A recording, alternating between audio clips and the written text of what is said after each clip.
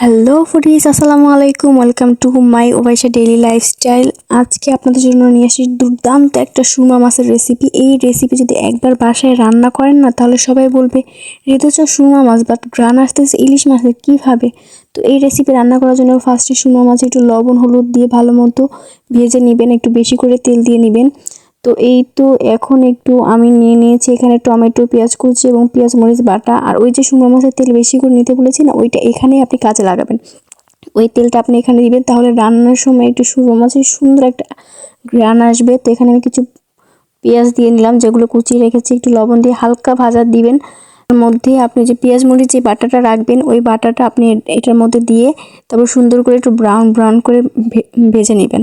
আর পেঁয়াজ বাটাটা দেওয়ার কারণে আপনার এই ঝোলটা একদম ঘন হবে। আর মরিচ বাটার কারণে হলো কি আপনার মরিচটা আস্ত থাকবে না, তখন হলো একদম মেল্টেড হয়ে গেছে। তো আপনার মুখে খুবই ভালো লাগবে খেতে। একবার ট্রাই করে দেখেন এরকম। তো এরকম নাড়তে থাকবেন। তো আমি একটু টমেটো কুচি করে রেখেছিলাম যাতে এগুলো গলে যায়, ঝোলটা একটু ঘন হয়। তো এই তো টমেটো কুচি দেওয়ার পর এরকম নাড়তে থাকবেন, না হলে কিন্তু নিচে লেগে যাবে। আর নিচে লেগে গেলে তেমন কিছুই হবে না, একটু পুড়ে যাবে। আর হলো গিয়ে একটু খাইতে দিতে লাগবে, তখন আর কেউ প্রশংসা করবে না বাসায়।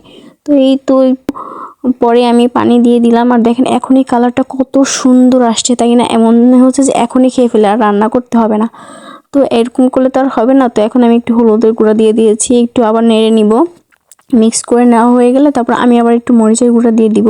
এভাবে যদি রান্না করেন তাহলে আর কেউ মাছ খাবে না, ঝোল দিয়ে আপনার পুরো ভাত শেষ করে ফেলবে। যখন এরকম উপরে তেল ভেসে আসবে, তখনই মনে করবেন আপনার কষানো একদম পারফেক্ট। এই পর্যায়ে আপনি মাছ দিয়ে দিবেন।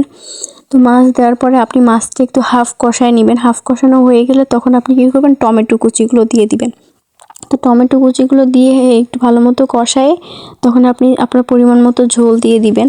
যার যতটুকু ঝোল বাসায় লাগে অতটুকু ঝোলই দিয়ে দিবেন। এই তো এখানে আমার তরকারি একদম পারফেক্ট, দেখতে কত সুন্দর এবং ইয়াম্মি লাগতেছে। এই রেসিপি বাসায় রান্না করলে সবাই আঙুল চেটে পুটে খাবে এবং আপনার কাছে প্রত্যেক সপ্তাহে একবার হলে এই রেসিপির আবদার করবে। তো অবশ্যই এই রেসিপি বাসায় ট্রাই করে দেখবেন। আল্লাহ হাফেজ।